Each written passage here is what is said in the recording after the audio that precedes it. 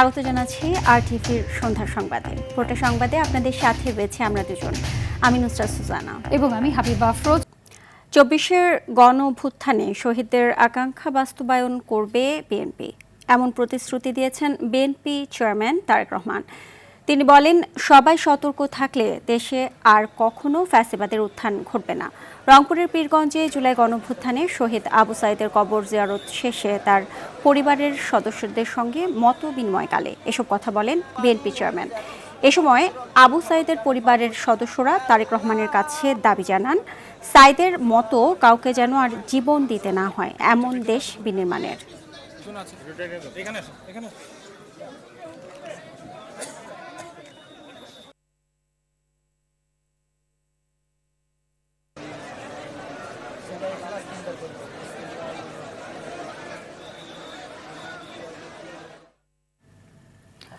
দর্শক, এই মুহূর্তে তারেক রহমানের গাড়ি বহরে রয়েছেন সহকর্মী খান আলামিন, সরাসরি যুক্ত হচ্ছেন তিনি। আলামিন, জানাবেন যে আবু সাঈদের কবর জিয়ারত শেষে এখন তারেক রহমানের অবস্থান কোথায় এবং পীরগঞ্জে তার কি ধরনের কর্মসূচি রয়েছে, সব মিলিয়ে বিস্তারিত কি তথ্য রয়েছে আপনার কাছে? আবু সাঈদের সমাধিতে শ্রদ্ধা নিবেদন এবং দোয়া মোনাজাত অনুষ্ঠানের পর তারেক রহমান আবু সাঈদের পরিবারের যে সকল সদস্য রয়েছেন এবং তাদের যে নিকটাত্মীয় রয়েছেন তাদের সঙ্গে কিছুক্ষণ সময় ব্যয় করেন, তাদের সঙ্গে নানান বিষয় নিয়ে কথা বলেন এবং আবু সাঈদের পরিবারের পক্ষ থেকে বেশ কিছু দাবি দেওয়ার কথা বলা হয়, সেগুলো তিনি শুনেছেন। আবু সাঈদের পরিবারের সাথে সাক্ষাৎ শেষে তিনি আবু সাঈদের গ্রামে একটি কামিল মাদ্রাসা রয়েছে, সেই মাদ্রাসার মাঠে একটি পথসভায় সংক্ষিপ্ত বক্তব্য দেন।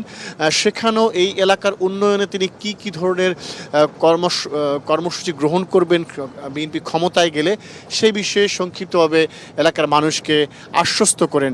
এবং তারপরে আমরা দেখেছি তার গাড়িবহর পীরগঞ্জের আবু সাঈদের গ্রাম থেকে রওনা করেছে রংপুরে, যেখানে মহাসমাবেশ অনুষ্ঠিত হবে তার উদ্দেশ্যে।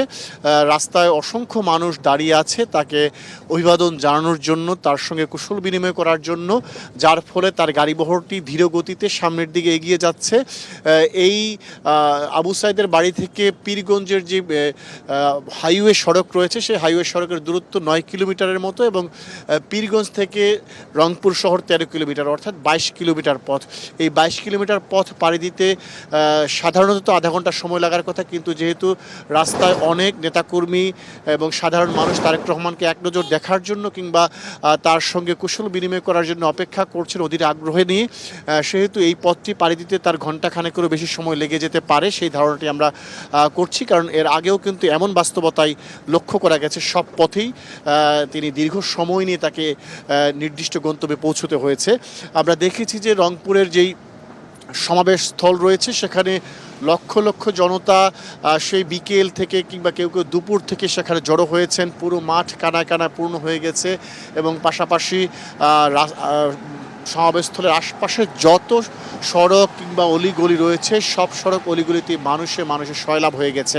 সেখানে এরই মধ্যে বিএনপির বিভিন্ন পর্যায়ের নেতৃবৃন্দ বক্তব্য রাখছেন, তারা তাদের যেই সমস্যার কথা সেখানে তুলে ধরছেন এবং তারা আজকে সেখানে তারেক রহমানের সামনে তাদের সমস্যার কথা তুলে ধরে বিএনপি ক্ষমতায় গেলে যেন সেই সমস্যাগুলো সমাধান করা হয় সেই দাবি জানাবেন। তারেক রহমানও বরাবরের মতো আমরা দেখেছি রাজশাহী, নওগাঁ কিংবা বগুড়াতে যে বক্তব্যগুলো রেখেছেন সেখানে স্থানীয় সমস্যাগুলোকে গুরুত্ব দিয়ে তিনি তার বক্তব্য রেখেছেন এবং তারা ক্ষমতায় আসলে কী ধরনের পদক্ষেপ গ্রহণ করা হবে সেই সমস্যাগুলো সমাধানে এবং কি উন্নয়ন কর্মসূচি এই এলাকার জন্য নেওয়া হবে সেই বিষয়গুলো তিনি বলেছেন এবং তারই ধারাবাহিকতা হয়তো আজকে এই রংপুরের সমাবেশে সেই বিষয়গুলো তিনি তুলে ধরবেন। তো আমরা সমাবেশের দিকে এগিয়ে যাচ্ছি, হয়তো ঘণ্টাখানেকের মধ্যে আশা করি তিনি সেখানে পৌঁছতে পারবেন এবং সেখানে পৌঁছলে আনুষ্ঠানিকভাবে সেই সমাবেশ শুরু হবে। হাবিবা, আমার কাছে এই হচ্ছে সবশেষ তথ্য তারেক রহমানের গাড়িবহর থেকে। জি, ধন্যবাদ আপনাকে। প্রত্যেক নাগরিকের আত্মমর্যাদা নিশ্চিত করে একটি মানবিক বাংলাদেশ নির্মাণ করাই বিএনপির লক্ষ্য বলে জানিয়েছেন দলটির চেয়ারম্যান তারেক রহমান। দুপুর ১২টার দিকে বগুড়ার একটি হোটেলে বিশেষ চাহিদা সম্পন্ন শিশু ও কিশোরদের জন্য হুইল চেয়ার বিতরণ ও মতবিনিময় সভায় তিনি এসব কথা বলেন। এ সময় শিশুরা বিএনপি প্রধানকে নিজেদের তৈরি হস্তশিল্প পণ্য উপহার দেয়। তারেক রহমানের সহধর্মিণী ডাক্তার জুবাইদা রহমানের পক্ষ থেকে বিশেষ চাহিদা সম্পন্ন শিশু ও কিশোরদের মধ্যে হুইল চেয়ার বিতরণ করা হয়। বেশি কিছু করা প্রয়োজন তা না, শুধু এই মানুষগুলোকে একটু সুযোগ করে দেওয়া যাতে তারা দুনিয়ার আলো বাতাসে আমাদের আর 10 জনের মতনই স্বাভাবিকভাবে কম বেশি চলাফেরা করতে পারে। আমরা সকলে মিলে একটা বাংলাদেশ গড়ার চেষ্টা করি, যেই বাংলাদেশে কম বেশি প্রত্যেকটা মানুষের একটা মর্যাদা তৈরি হবে, আত্মমর্যাদা নিয়ে প্রত্যেকে বেঁচে থাকতে পারবে, সেরকম একটা বাংলাদেশ গড়তে আমরা চেষ্টা করি। দীর্ঘ প্রায় 20 বছর পর সিরাজগঞ্জে যাচ্ছেন বিএনপির চেয়ারম্যান তারেক রহমান। নির্বাচনী প্রচারের অংশ হিসেবে শনিবার নগরীর বিসিক শিল্প পার্ক মাঠে জনসভায় বক্তব্য রাখবেন তিনি। তার সফর ঘিরে দলের পক্ষ থেকে নেওয়া হয়েছে ব্যাপক প্রস্তুতি। উৎসাহ উদ্দীপনা বিরাজ করছে নেতা কর্মীদের মাঝে। এদিকে আগামীকাল টাঙ্গাইলও সফর করবেন দলটির চেয়ারম্যান। উত্তরবঙ্গ থেকে ফেরার পথে শনিবার বিকেলে টাঙ্গাইলে সমাবেশে বক্তব্য রাখবেন তিনি। এই সফর ঘিরে দলের পক্ষ থেকে জেলা জুড়ে চলছে ব্যাপক প্রস্তুতি। দলের চেয়ারম্যানের সফর দলীয় সংগঠনকে শক্তিশালী ও নির্বাচনে ধানের শীষের বিজয়কে ত্বরান্বিত করবে বলে মনে করছেন নেতাকর্মীরা। আমাদের সিরাজগঞ্জের নেতা কর্মীদের এবং সাধারণ মানুষের মধ্যে প্রচুর সাড়া আছে। আমাদের নেতার আগমন উপলক্ষে সকলেই যেমন ঈদে যেরকম আমরা আনন্দ অনুভব করি, জনগণ অনেক আনন্দিত, কারণ বিএনপির চেয়ারম্যান দেশনায়ক তারেক রহমান দীর্ঘ 17 বছর পর দেশে এসে এই টাঙ্গাইল উনি প্রথম আসছেন এবং টাঙ্গাইলবাসীর উদ্দেশ্যে তিনি বক্তব্য রাখবেন। জামায়াত ক্ষমতায় গেলে সবচাইতে বেশি বিপন্ন হবে দেশের নারীরা, এমন মন্তব্য করেছেন বিএনপির সিনিয়র যুগ্ম মহাসচিব রুহুল কবির রিজভী। সকালে গুলশানে দলের চেয়ারম্যানের কার্যালয়ে এক সংবাদ সম্মেলনে রিজভী আরও বলেন, একটি রাজনৈতিক দলের বট বাহিনী দেশের নারীদের নানা মাধ্যমে হেনস্থা করছে। অভিযোগ করেন, ধর্মকে ব্যবহার করে নানা ধরনের উদ্দেশ্য প্রণোদিতভাবে আক্রমণ করা হচ্ছে ভিন্ন মতাদর্শীদের। এ সময় তিনি ধর্ম ব্যবহার করে জনগণের মাঝে বিভ্রান্তি না ছড়াতেও আহ্বান জানান। দেশে হয়ে গেল বিগত 16-17 বছর ধরে কোনোভাবেই আপনাদের হাতে যদি ক্ষমতা আসে, এদেশে সবচাইতে বেশি বিপন্ন হবে নারীরা। কারণ আপনারা তাদের পরিপূর্ণ বিকাশ আপনারা চান না, তারা একটি রাজনৈতিক দলের নেতৃত্ব দিক, এটা আপনারা চান না, তারা একটি রাষ্ট্রের নেতৃত্ব দিক, এইটা আপনারা চান না। এখন ভোট পাওয়ার জন্য আপনারা নানা ধরনের বিভ্রান্তি তৈরি করছেন এবং আপনাদেরই এক একজনের মুখ থেকে এক এক ধরনের কথা বেরিয়ে আসছে। জমে উঠেছে ত্রয়োদশ জাতীয় সংসদ নির্বাচনের প্রচারণা। ভোটারদের দাঁড়ে দাঁড়ে যাচ্ছেন প্রার্থীরা, করছেন কুশল বিনিময়, চাইছেন ভোট। বাধাবিহীন প্রচারণা ও সমতল মাঠ নিয়ে সন্তোষ প্রকাশ করলেও অর্থ প্রদানের মাধ্যমে ভোটারদের নিজেদের পক্ষে প্রলুব্ধ করছে জামায়াত, এমন অভিযোগ বিএনপি প্রার্থীদের। অভিযোগ ভিত্তিহীন দাবি করে আইনশৃঙ্খলা পরিস্থিতি নিয়ে অসন্তোষ প্রকাশ করেছে জামায়াতের প্রার্থীরা। আর ভোটাররা বলছেন, যোগ্য প্রার্থী দেখেই ভোট দেবেন তারা। আরও জানাচ্ছেন শামীম চৌধুরী। সূর্য ওঠার পরপরই গণসংযোগে বের হচ্ছেন প্রার্থীরা। নিজেদের পক্ষে ভোট টানতে ছুটছেন নিজ নির্বাচনী আসনের এ প্রান্ত থেকে ও প্রান্তের ভোটারদের দাঁড়ে দাঁড়ে। ঢাকা 17 আসনে বিএনপি প্রার্থী তারেক রহমানের পক্ষে বারিধারা ডিওএইচএসে নির্বাচনী প্রচারণা চালান উপদেষ্টা আব্দুস সালাম। দেশের অসমাপ্ত কাজগুলোকে কাজ করা, এটার জন্য এই নির্বাচন। ঢাকার উত্তর কিংবা দক্ষিণ বসে নেই বিএনপির অন্যান্য প্রার্থীরাও। সকাল থেকেই কর্মী সমর্থক নিয়ে নিজেদের পক্ষে প্রচারণা চালান তারা। মাদক এবং সন্ত্রাসীদের আখড়া হিসেবে পরিচিত, আমি জিরো টলারেন্স নীতিতে তাদেরকে নির্মূল করব।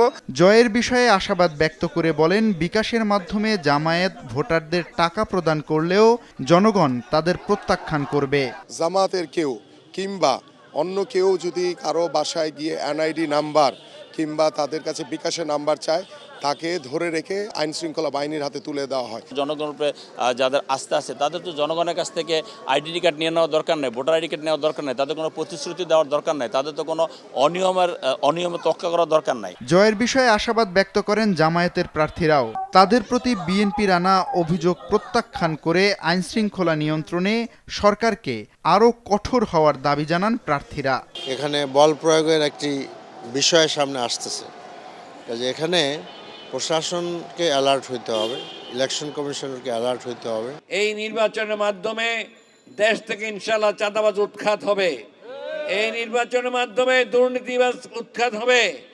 আমরা দুর্নীতির বিরুদ্ধে জিরো টলারেন্স। প্রচারণায় পিছিয়ে নেই স্বতন্ত্র প্রার্থীরাও, তবে সমতল মাঠ নিয়ে অভিযোগ করেন তারা। দুটি দল মনে করছেন তারা ক্ষমতায় চলে যাচ্ছেন, তাদেরকে পরিষ্কার ভাষায় বলতে চাই, এই ঢাকা 12 মাঠে কিন্তু খুব কঠিন। ঢাকা 9-এর যারা ভোটার আছেন তাদেরকে জানাচ্ছেন যাতে করে ফুটবল মার্কে ওনারা ভোট দেন, এই নতুন রাজনীতির পক্ষে যাতে রায় দেন। দিন ফুরাচ্ছে, চলছে ভোটের দিনের ক্ষণগণনা।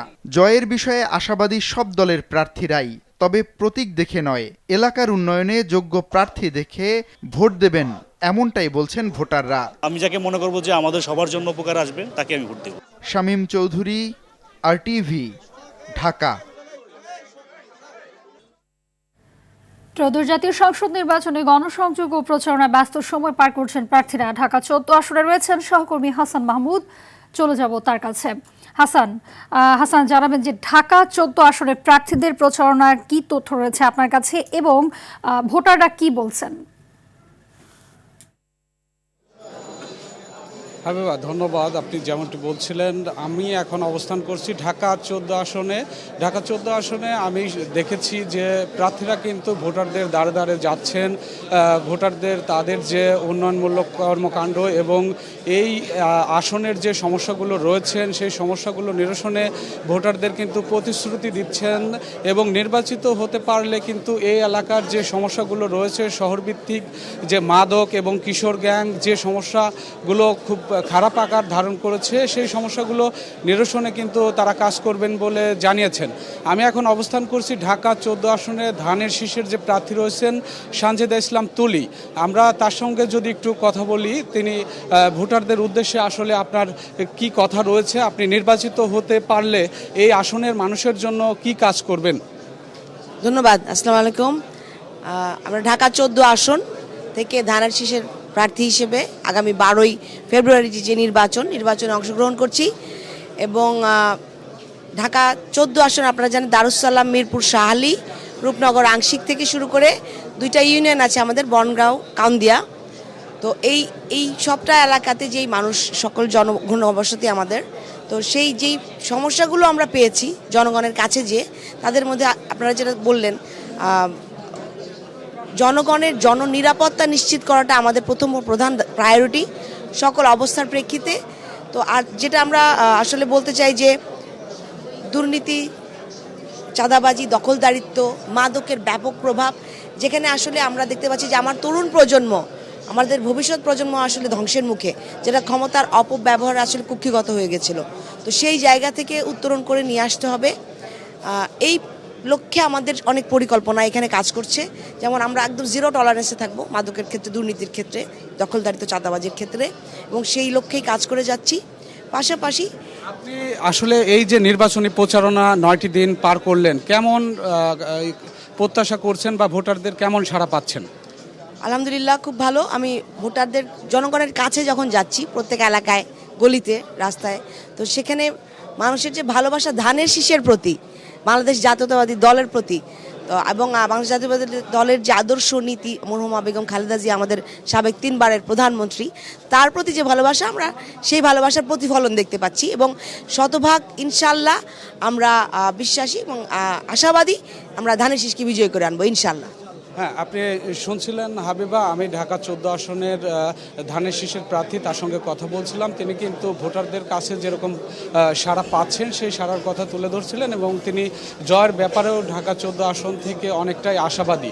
তো এই ছিল ঢাকা 14 আসন থেকে সবশেষ তথ্য। জি, ধন্যবাদ আপনাকে। যাদের ত্যাগের বিনিময়ে নেতারা নির্বাচনের কথা বলতে পারছেন, তাদের অবদান অস্বীকার করা লজ্জাজনক বলে মন্তব্য করেছেন জামায়াতে ইসলামের আমির ডাক্তার শফিকুর রহমান। বিকেলে লক্ষ্মীপুরের আদর্শ সামাদ উচ্চ বিদ্যালয় মাঠে নির্বাচনী জনসভায় তিনি এসব কথা বলেন। এর আগে নোয়াখালীর মাইজদি শহরে জেলা স্কুল মাঠে সমাবেশে যোগ দিয়ে বলেন, ক্ষমতায় যাওয়ার আগে দেশের জনগণ যাদের হাতে নিরাপদ নয়, ক্ষমতায় যাওয়ার পর আরও বেশি ঝুঁকিপূর্ণ হয়ে উঠবে। প্রতিনিধিদের পাঠানো তথ্যচিত্র জানাচ্ছেন সাকিব আল হাসান। নির্বাচনের প্রচারে বিকালে লক্ষ্মীপুরের আদর্শ সামাদ উচ্চ বিদ্যালয় মাঠে ১১ দলীয় জোটের নির্বাচনী জনসভায় যোগ দেন জামায়াতে ইসলামীর আমির ডাক্তার শফিকুর রহমান। বলেন, রাজনৈতিক অঙ্গনে এ পর্যন্ত যে পরিবর্তনগুলো এসেছে তা এ প্রজন্মের তরুণদের ত্যাগের ফল। জীবন দিয়েছি, আয়নাগরের সঙ্গী হয়েছি, জেলে গিয়েছি, পঙ্গু হয়েছি, ঘর বাড়ি ছাড়া হয়েছে, কিন্তু আমাদের নেতৃত্বে পরিবর্তন আসে না। পরিবর্তন এসেছে আমাদের সন্তান সন্ততির নেতৃত্বে। দুপুরে নোয়াখালীর মাইজদি শহরের জেলা স্কুল মাঠে আমিরে জামায়াত বলেন, ক্ষমতায় যাওয়ার আগে দেশের জনগণ যাদের হাতে নিরাপদ নয়, ক্ষমতায় যাওয়ার পর আরও বেশি ঝুঁকিপূর্ণ হয়ে পড়বে। যারা ধৈর্য ধরতে পারেন নাই, বিভিন্ন অপকর্মে জড়িয়ে পড়েছেন, আল্লাহর কসম, ক্ষমতায় যাওয়ার আগে দেশের জনগণ যাদের হাতে নিরাপদ নয়, ক্ষমতায় যাওয়ার পরে আরো বেশি ঝুঁকিপূর্ণ হয়ে পড়বে জনগণ। এর আগে সকাল 11টায় ফেনী পাইলট উচ্চ বিদ্যালয় মাঠে যোগ দিয়ে আমির বলেন, যুবকদের হাতে বেকার ভাতা তুলে দিয়ে অপমান করার পরিবর্তে সম্মানজনক কাজের সুযোগ করে দিতে চায় জামায়াত। সমাজ, আমরা বন্ধু, তোমাদের হাতে বেকার ভাতা তুলে দিতে পারবো না। বেকার ভাতা তুলে দিয়ে তোমাদেরকে অপমানিত করতে চাই না। তোমাদের প্রত্যেকটা হাতকে দেশ গড়ার কারিগরের হাতে পরিণত করতে চাই। এদিকে ব্রাহ্মণবাড়িয়ার বাঞ্ছারামপুরে বড়বাজার খেলার মাঠে নির্বাচনী জনসভায় যোগ দেন দলটির সেক্রেটারি জেনারেল অধ্যাপক মিয়া গোলাম পরোয়ার। এ সময় শেরপুরে ঘটে যাওয়া হত্যার বিচার না হলে নির্বাচন প্রশ্নবিদ্ধ হবে বলে মন্তব্য করেন তিনি। শেরপুরে আমাদের জামাত ইসলামের যে নেতাকে হত্যা করা হয়েছে, বিএনপির সন্ত্রাসীরা তার উপরে নিষ্ঠুরভাবে হামলা করে ত্রয়োদশ জাতীয় নির্বাচনের প্রকাশ্য প্রচারাভিযানের প্রথম হত্যাকাণ্ডের বিচার এই সরকারকে করতে হবে। সাকিব আল হাসান, RTV। নির্বাচিত হলে চাঁদাবাজ টেন্ডারবাজদের জায়গা হবে না বলে জানিয়েছেন এনসিপির দক্ষিণাঞ্চলের মুখ্য সংগঠক এবং কুমিল্লা ৪ আসনে জামায়াত জোটের প্রার্থী হাসনাত আব্দুল্লাহ। সকালে কুমিল্লার দেবিদ্বার উপজেলার রাজা মেহার শিকদার বাড়িতে পথসভায় তিনি এসব কথা বলেন। আর নির্বাচিত হলে 5 বছর বিনা পয়সায় মানুষের সেবা করার প্রতিজ্ঞাও করেন হাসনাত আব্দুল্লাহ। এ সময় শাপলা কুলিকে বিজয়ী করতে সবাইকে কাজ করার আহ্বানও জানান তিনি। পরে রাজা মেহারের বিভিন্ন গ্রামে গণসংযোগ এবং পথসভায় অংশ নেন হাসনাত আব্দুল্লাহ।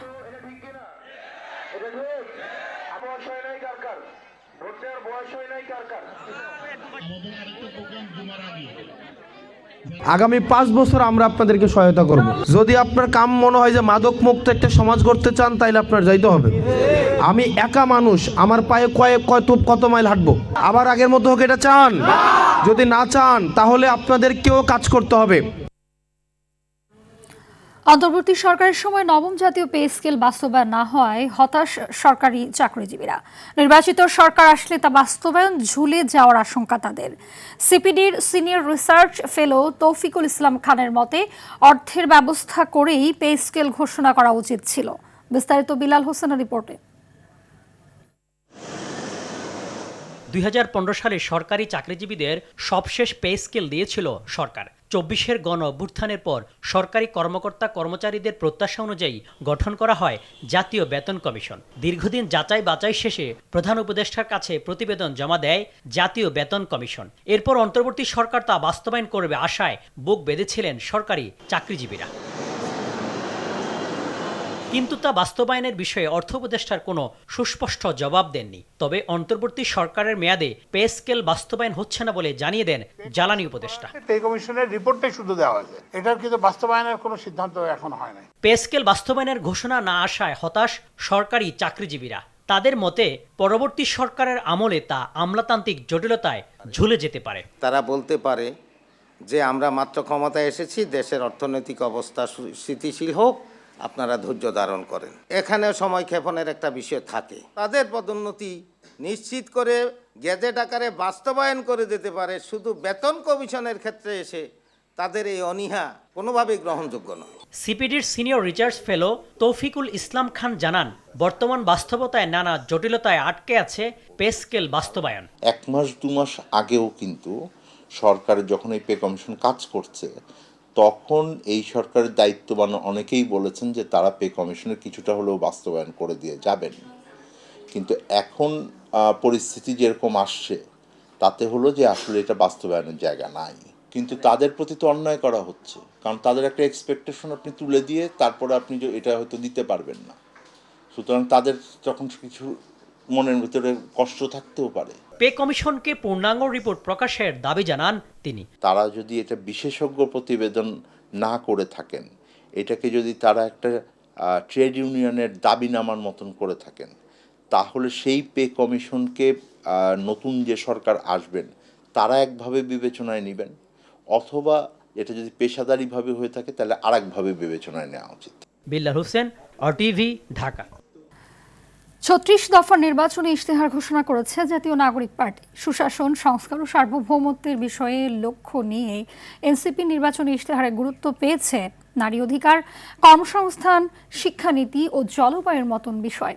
এছাড়াও ইশতেহারে রয়েছে সুনির্দিষ্ট বাড়ি ভাড়া কাঠামো, ১৬ বছরের ভোটার করা সহ জুলাই সনদ বাস্তবায়নে স্বাধীন কমিশন গঠন। দীপ্তচন্দ্র পালকে সাথে নিয়ে আরও জানাচ্ছেন বিপুল দেব রায়। নতুন রাজনৈতিক দল ও 11 দলীয় নির্বাচনী ঐক্যের অন্যতম শরিক জাতীয় নাগরিক পার্টি আসন্ন ত্রয়োদশ জাতীয় সংসদ নির্বাচন সামনে রেখে নির্বাচনী ইশতেহার ঘোষণা করেছে। রাজধানীর একটি হোটেলে ৩৬টি প্রতিশ্রুতি দিয়ে এই ইশতেহার ঘোষণা করা হয়। যদি ট্যাক্সেশন করতে পারেন আমরা কিন্তু বড় একটা প্রপার্টি। এ সময় বিভিন্ন দেশের কূটনৈতিক, সুশীল সমাজের প্রতিনিধি, বিভিন্ন রাজনৈতিক দলের নেতৃবৃন্দ ও দেশি বিদেশি গণমাধ্যমের সাংবাদিকরা উপস্থিত ছিলেন। তারুণ্য ও মর্যাদার ইশতেহার শিরোনামে ঘোষিত এই ইশতেহারে নাজুক জনগোষ্ঠীর দারিদ্র্যের চক্র ভাঙতে বিশেষ প্রকল্প গ্রহণের অঙ্গীকার রয়েছে। এই ইশতেহার জনগণের সঙ্গে দীর্ঘ কথোপকথনের ফল। আপনারা জানেন, জুলাই পদযাত্রা থেকে শুরু করে আমরা দেশের পথে প্রান্তরে গিয়েছি। সকলের কথার ভিত্তিতে এই ইশতেহার তৈরি হয়েছে। ইশতেহারে অবধারিতভাবে রাষ্ট্র সংস্কারের গুরুত্বপূর্ণ দলিল জুলাই সনদের প্রসঙ্গ এসেছে অভ্যুত্থানের সময় সংঘটিত হত্যা, গুম ও বিচার বহির্ভূত হত্যা, শাপলা চত্বর ও পিলখানায় হত্যাকাণ্ডের বিচারের প্রতিশ্রুতি। স্বাধীন কমিশনের মাধ্যমে আমরা জুলাই সনদটা বাস্তবায়ন করব, এটা আমাদের ফার্স্ট কমিটমেন্ট। জুলাইয়ের গণহত্যা এবং গত ১৬ বছরের যে গণহত্যা, শাপলা হত্যাকাণ্ড এবং পিলখানা হত্যাকাণ্ড, গুম, খুন সহ যে হত্যাকাণ্ডগুলো হয়েছে সেগুলোর বিচার, অনেক বিচার কার্যক্রম অব্যাহত শুরু হয়েছে, এগুলো চলমান থাকবে। দলটির প্রস্তাবনায় চমকের মধ্যে আরও রয়েছে কর্মসংস্থান, শিক্ষা ও স্বাস্থ্য খাতে মৌলিক সংস্কারের পাশাপাশি ভোটাধিকার বয়স ১৬ বছরে নামানো, নারীর নিরাপত্তা, অধিকার ও ক্ষমতায়ন বিষয়ে। নিম্নপক্ষে ১০০টি সংরক্ষিত আসনে নারী প্রতিনিধিদের সরাসরি নির্বাচন এনসিপি চাচ্ছে। স্বপ্ন নয়, বাস্তবায়নযোগ্য প্রতিশ্রুতির কথাই বলা হয়েছে বলে জানান দলের আহ্বায়ক নাহিদ ইসলাম। আমরা জনগণের কাছে প্রতিশ্রুতিবদ্ধ যে বাংলাদেশের মানুষ পরিবর্তন চায়। বিপুল দেবরাই, RTV, ঢাকা। রাজধানীর মুগদা হাসপাতালের সামনে থেকে অপহৃত ৩ বছরের শিশু হিসানকে গাইবান্ধা থেকে উদ্ধার করা হয়েছে। সেই সাথে মূল অভিযুক্ত চান মিয়া সহ 4 জনকে গ্রেপ্তার করেছে র্যাব। বিকেলে রাজধানীর কারওয়ান বাজারে র্যাবের মিডিয়া সেন্টারে ব্রিফিংয়ে এ তথ্য জানিয়েছেন wing commander MZM Intekhab Chowdhury. তিনি বলেন, মূল অভিযুক্ত চান মিয়া নিঃসন্তান ছিলেন। অপহরণের প্রাথমিক উদ্দেশ্য জানা যায়নি, তবে চান মিয়া পেশাদার রিকশা চালক হলেও তার বিরুদ্ধে বিভিন্ন অপরাধে আগেও মামলা ছিল। গত বুধবার দুপুর 1টার দিকে মুগদা হাসপাতালের গেটের বাইরে থেকে শিশুটিকে নিয়ে উধাও হয় রিকশা চালক চান মিয়া। অন্যান্য প্রসঙ্গে চট্টগ্রামের জঙ্গল সলিমপুরে অভিযান অব্যাহত থাকবে বলেও জানান এই কর্মকর্তা। সন্ধ্যার সংবাদ এই পর্যন্তই। রাতের সংবাদ 11:15টায় দেখার আমন্ত্রণ রইল। ধন্যবাদ সবাইকে। ধন্যবাদ।